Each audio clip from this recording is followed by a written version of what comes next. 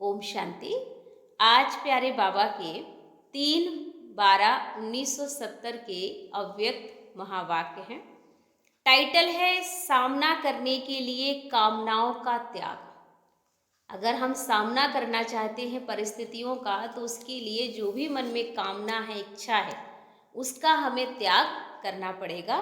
तो उसको लिए बाबा ने कहा कामना सामना नहीं करने देती है, क्योंकि जब हमारे मन में किसी भी प्रकार की कोई कामना रहती है तो फिर कामना हमें सामना करने से वंचित कर देगी। तो हमें अटेंशन रखना है, किसी भी व्यक्ति विशेष में कोई भी हमें कामना नहीं रखनी है। और साथ साथ इच्छा मात्रम अविद्या भी हमें बन जाना है, क्योंकि ज्ञान का सारांश ही है, ब्राह्मणों का जो धर्म है कि इच्छा मात्रम अविद्या बनना है। बाबा ने एक बात पर और भी क्लास करा रहे हैं। आज के सर्वशक्तिवान आप बच्चे अपने आप को समझते हो कि हम मास्टर सर्वशक्तिवान हैं, तो मास्टर सर्वशक्तिवान कभी हार नहीं खा सकता है। और हार खाने वाले को न सिर्फ हार लेकिन धर्मराज की मार भी खानी पड़ेगी। क्या हार और मार बाबा ने कहा मंजूर है? ये खुद से आज हम पूछेंगे कि क्या हमें ये हार और ये मार मंजूर है। तो बाबा ने कहा जो हार खाएगा उसको, हार खाने वाले को जैसे भूत होते हैं, किसी के अंदर प्रवेश हो जाता है तो उसे मारते हैं। तो बाबा ने कहा कि मारने पर भूत भाग जाते हैं, तो तुम बच्चे बार बार हार खाओगे तो तुम बच्चों को भी माया की मार पड़ेगी, और उस मार से भूत भागेंगे तो वो फल की प्राप्ति नहीं होगी। बाबा ने कहा बार बार हार खाने वाले को देवताओं के हार भी बनाने पड़ेंगे। इसलिए अटेंशन देंगे हम आज कि हमें किसी भी परिस्थितियों में हार नहीं खाना है, और सामना करने के लिए सभी कामनाओं से स्वयं को इच्छा मात्रम अविद्या बनाना है। इस पर बाबा की आज की पूरी वाणी रहेगी। अब सुनते हैं विस्तार से आज के हम बाबा के महावाक्य। बाबा ने कहा आज हरेक को अव्यक्त स्थिति का अनुभव करा रहे हैं, हरेक यथाशक्ति अनुभव कर रहे हैं। कहाँ तक हरेक निराकारी अलंकारी बने हैं वह देख रहे हैं। दोनों ही आवश्यक है। अलंकारी कभी भी देह अहंकारी नहीं बन सकेगा। जो अलंकारी होगा, माने जिसके गधा, बाबा का जो कमल का फूल, सुदर्शन चक्र है ना, ये सारे जो बाबा ने अलंकार दिए हैं देवताओं को, अगर बाबा ने कहा ये अलंकार होंगे तो फिर कहीं आपको किसी भी प्रकार की, बाबा ने कहा, हार नहीं खानी। तो अलंकारधारी बनना है। अलंकारधारी बन गए तो देह अहंकार नहीं आएगा। इसलिए सदैव अपने आप को देखो कि निराकारी अलंकारी हूँ। यही है मन मनाभव मध्याजी भव। स्व स्थिति को मास्टर सर्वशक्तिमान कहा जाता है। तो मास्टर सर्वशक्तिवान बने होना, इस स्थिति में सर्व परिस्थितियों से पार हो जाते। तो इस स्थिति में स्वभाव अर्थात सर्व में स्व का भाव अनुभव होता है, और अनेक पुराने स्वभाव समाप्त हो जाते। तो स्वभाव अर्थात स्व में आत्मा का भाव देखो, फिर ये भाव स्वभाव ही बातें समाप्त हो जाएंगी। सामना करने की सर्व शक्तियां प्राप्त हो जाएंगी। जब तक बाबा ने कहा कोई सूक्ष्म व स्थूल कामना है, तब तक सामना करने की शक्ति आ नहीं सकती। अगर कोई भी प्रकार की हमारे अंदर इच्छा है, तो हमें बाबा ने कहा कि जो शक्ति चाहिए है हमें प्राप्ति की, सामना करने की, वो शक्ति हमारे अंदर नहीं आएगी। कामना सामना नहीं करने देती है, इसलिए इन कामनाओं से अपने आप को मुक्त कर लो। दुनिया में भी कोई व्यक्ति अगर बार बार इच्छाएं पनपती हैं कि मुझे ये चाहिए, मुझे वो चाहिए, तो जिस व्यक्ति के मन में अनेक प्रकार की इच्छाएं पनपती हैं, वो कभी भी किसी परिस्थिति का सामना नहीं कर पाता, किसी व्यक्ति का सामना नहीं कर पाता, क्योंकि वो अपनी इच्छाओं में ही लिप्त रहता है। तो इसलिए ब्राह्मणों का अंतिम स्वरूप है स्वरूप। क्या होगा, क्यों गाया हुआ है ये स्वरूप मालूम है? इस स्थिति का वर्ण है इच्छा मात्रम अविद्या। हमें खुद को बनाना होगा। अब अपने से पूछो, इच्छा मात्रम अविद्या ऐसी स्थिति हम ब्राह्मणों की बनी है?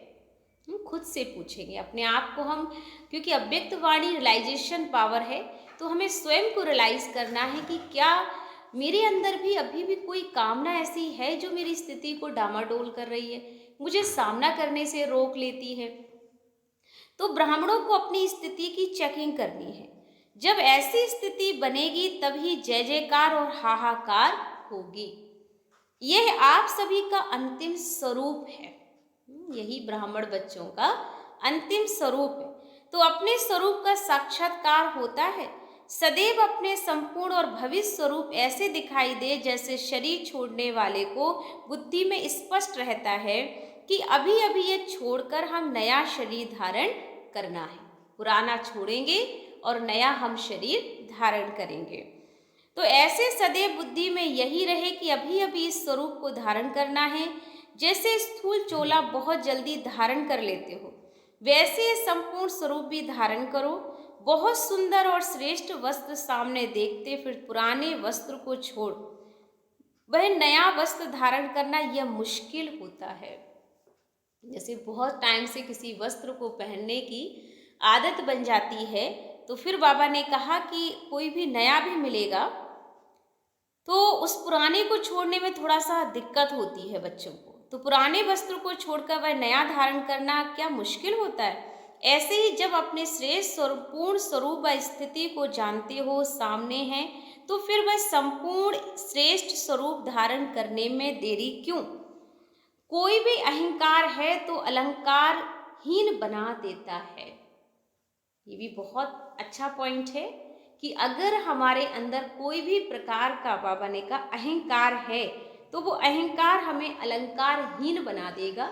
जो भी हमारे कमल फूल का आसन है, चाहे वो बाबा ने कहा स्वयं का दर्शन चक्र हो, चाहे बाबा ने कहा गदा हो, चाहे बाबा ने कहा जो भी चार जो हमारे दिए गए हैं अस्त्र अलंकारधारी में, तो बाबा ने कहा उनमें से कोई भी एक भी अगर छूटा तो समझ लीजिए कि कहीं ना कहीं अहंकार प्रवेश हो गया है।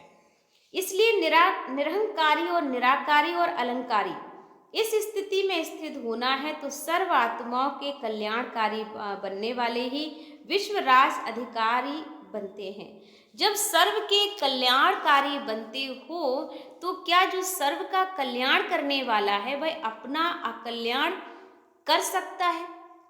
ये भी बहुत अच्छी पॉइंट है रियलाइज करने के लिए कि जो सर्व का कल्याण करने वाली आत्मा हो, क्या वो अपना अकल्याण कर सकती है। और अकल्याण कहाँ पे हो रहा है, जो अहंकार पनप जाता है हमारे अंदर, और ये इतना सूक्ष्म होता है कि हमें पता नहीं चलता, एक सेकंड में हमारे अंदर प्रवेश कर देता है। और इस तरह से हमारे अंदर ये आता है कि धीरे धीरे करके हमें मन के अंदर बार बार हमें खुद में युग पे आ जाता है कि हम ये कर सकते हैं, मैं होशियार हूँ, मेरे को ये बहुत अच्छी विशेषता आती है। और इस सूक्ष्म में हमारे अंदर प्रवेश होता है मान सम्मान मिलने पर, और ये हमें पूरी तरह से कमज़ोर कर देता है। तो इसी पर हमें काम करने की ज़रूरत है कि हमें किसी भी प्रकार के देह अहंकार में नहीं आना है। तो अपना अकल्याण नहीं करेंगे, सदैव अपने को विजयी रतन समझकर हर संकल्प और कर्म करो। मास्टर सर्वशक्तिमान कभी हार नहीं खा सकते। हार खाने वाले को न सिर्फ हार लेकिन धर्मराज की मार भी खानी पड़ेगी। कितनी सुंदर पॉइंट है कि हार खाने वाले को सिर्फ मार नहीं लेकिन क्या मिलेगा। बाबा ने कहा सर्वशक्तिवान कभी हार नहीं खाए, तो हार खाने वाले को सिर्फ हार नहीं लेकिन धर्मराज की मार भी खानी पड़ेगी। क्या हार और मार मंजूर है, खुद से सवाल करें। क्या हार और मार हमें दोनों ही मंजूर है कि एक तरफ हार मिले और एक तरफ हम पर मार हो। जब हार खाते हो तो हार के पहले मार सामने देखो। मार से भूत भी भागते हैं, तो मार को सामने रखने से भूत भाग जाएंगे। तो अगर मार खा करके भूत भगाना चाहते हो तो बाबा ने कहा कि इस तरह से भूत भागे, एक प्यार से भूतों को भगाना और एक मार खा के भूतों को भगाना, दोनों में बहुत फर्क होता है। तो मार की हुई, जैसे बाबा की अक्सर साकार वाणियों में आता है कि माने कि जो मोचरा खा करके मानी मिली, अर्थात कि हमें रूखी सूखी रोटी मिल जाए सजा खाने के बाद, तो वो ऐसी रोटी टुक्कड़ का भी कोई मतलब नहीं रह जाता। तो अगर हमने हार खाई और हार खाने के बाद बाबा ने कहा मार पड़ी, मार के बाद फिर हार भी मिल गया पहनने के लिए, तो भी उसका कोई महत्व नहीं रह जाता। कोई आपकी बेइज्जती करे और फिर आपको हार पहना दे तो उसका कोई महत्व नहीं होता है। तो ये अहंकार हमें सारा पतन की ओर लेकर चला जाता है। तो अटेंशन देंगे कि हार और मार मंजूर है हमें, तो मार को सामने रखने से भूत भाग जाएंगे। जब अब तक हार खाना किन्हों का काम है, मास्टर सर्वशक्ति मानव का तो नहीं। इसलिए वही पुरानी बातें, वही पुराने चाल अब मास्टर सर्वशक्तिवान की सूरत पर शोभता नहीं है। इसलिए संपूर्ण स्वरूप को अभी अभी धारण करने की अपने से प्रतिज्ञा करो, प्रयत्न नहीं। प्रयत्न और प्रतिज्ञा में बहुत फर्क है। तो प्रतिज्ञा 1 सेकंड में की जाती है, प्रयत्न में समय लगता है। इसलिए अब यह प्रयत्न का समय भी गया, अब तो प्रतिज्ञा और संपूर्ण रूप की प्रत्यक्षता होनी है। तो बाबा ने कहा साक्षात बाप समान साक्षात्कार मूर्त बनना है। ऐसे अपने आप को साक्षात्कार मूर्त समझने से कभी भी हार नहीं खाएंगे। तो अभी प्रतिज्ञा का समय है, ना कि हार खाने का समय। इसलिए सभी ब्रह्मावस जो है अपने आप से प्रतिज्ञा करेंगे कि हमें हार पहनना है, तो हार माया से बिल्कुल नहीं खानी है हमें। तो उसके भविष्य भी क्या होगा, ऊंचे से ऊंचा पद होगा। तो बार बार हार खाने वालों को देवताओं के हार बनाने वाला बनना पड़ेगा। जितना ही बार बार हार खाते रहेंगे, उतना ही बार बार हार बनाने ही पड़ेगी। सोच लो कि अगर बार बार हम रोज अपने आप के स्वभाव संस्कार के कारण हार खा रहे हैं, कई बार हम बहुत सारी प्लानिंग बनाते, आज हम ऐसा नहीं बोलेंगे, आज हम ऐसे नहीं करेंगे, लेकिन फिर भी हमसे बार बार गलतियां हो रही हैं, तो बाबा ने कहा हार खाने वाले को बार बार खाने से मानी मोचर भी एक तरीके से उनको सजा मिलेगी, तो वो भी अच्छा नहीं होगा। तो बाबा ने कहा शोभा नहीं देता ना हमें ऐसा कि हम रोज हार खाएं। तो बाबा ने कहा उनको हार भी बनाने पड़ सकते हैं, क्योंकि हार खाने वाला देवी देवताओं के हार रोज बनाएगा। जितना ही बार बार हार खाते रहो, उतना बार बार हार बनाने पड़ेंगे। रतन जड़ित भी हार बनते हैं, जैसे आर्टिफिशियल ना हार बनकर आते देवताओं के लिए, तो वो भी हार ही होते हैं। भले हम कहते हैं फ्लावर्स के हार कितने बनेंगे, लिमिटेशन होगा, लेकिन इस प्रकार के जो हार बनेंगे वो भी तो वैरायटी होते ना। रतन जड़ित हार होंगे, मोतियों के हार होंगे, उन सभी हार को बनाने का काम बाबा आपको सौंप देगा। तो बहुत अच्छा नहीं लगेगा कि हम चले थे हरि भजन को और होटल लगे कपास, अरे करने क्या आए थे और हम क्या प्राप्ति करके रह गए। तो ऐसा हमें नहीं बनना है, हमें तो बाबा से बहुत ऊंचा पद लेना है। तो उसके लिए हमें खुद पे काम करने की ज़रूरत है कि रोज़ रोज़ हार हम बच्चे अब नहीं खाएंगे। तो बार बार हार खाते रहोगे तो बार बार बनानी भी तो रतन जड़ित माला पड़ेगी। और फिर द्वापर से भी जब भक्त बनेंगे तो अनेकों मूर्तियों के भी बार बार हार पहनाना पड़ेगा। इसलिए हार नहीं खाना। यहाँ कोई भी हार खाने वाला क्या है, अगर हार नहीं खाते तो बलिहार जाते। अभी बलिहार व बलि चढ़ने की तैयारी करने वाले हो, समाप्ति में बलि चढ़ना है व चढ़ चुके हो, है ना। बाबा कहते हार खाना है कि बलिहार जाना है, बस बाबा पर अब बलिहार जाना है। अब हमको ना हार बनाना है, ना ही हमें हार खाना है, ना हमें मार खाना है।